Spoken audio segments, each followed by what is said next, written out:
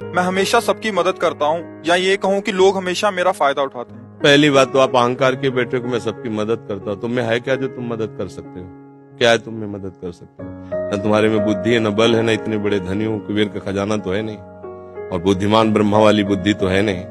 तो आप क्या मदद कर सकते हो किसी की? क्या मदद कर सकते हो? व्यर्थ का अभिमान क्यों रखते हो?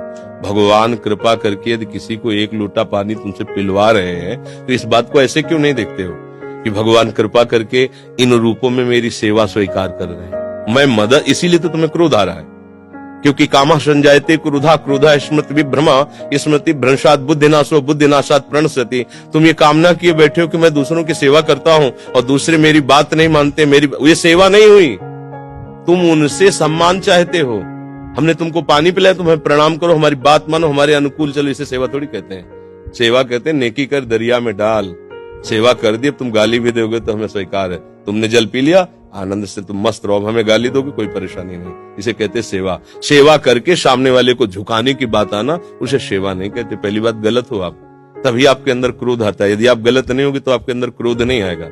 कामा संजायते क्रोधा, कामना है तभी क्रोध का प्रादुर्भाव होता है। क्या कामना है? कि हमने तुम्हारा सहयोग किया, हमने तुम्हारा हित किया और तुम हमारा बुरा करते हो तो क्रोध आ जाएगा। अगर तुम हित कर रहे हो तो तुम्हारा बुरा कौन कर सकता है त्रिभुवन में?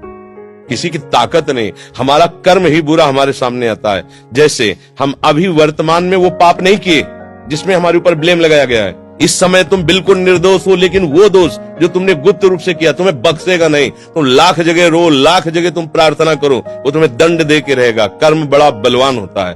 तो पहली बात तो ये छोड़ो कि आप किसी का हित करते हो। बात ये सोचो कि भगवान कृपा करके हमसे हित करा रहे हैं, और किसका? वही इन रूपों में आ रहे हैं। आप उनको मनुष्य समझकर, अपने को बड़ा समझकर, फिर दोष हो जाएगा। शास्त्र की बात मानो। भगवान कह रहे हैं मैत्रः करुण एव च, लेकिन निर्ममो निरहंकारा। सबसे मित्रवत व्यवहार करो, ममता न करो, सबको सुख प्रदान करो, लेकिन अहंकार न करो। ये अहंकार ही तो क्रोध रूप में परिणित हो रहा भैया। दोष को खुद पकड़े हुए हो, दूसरों पे दोष देखते हो, कैसे सुधार होगा?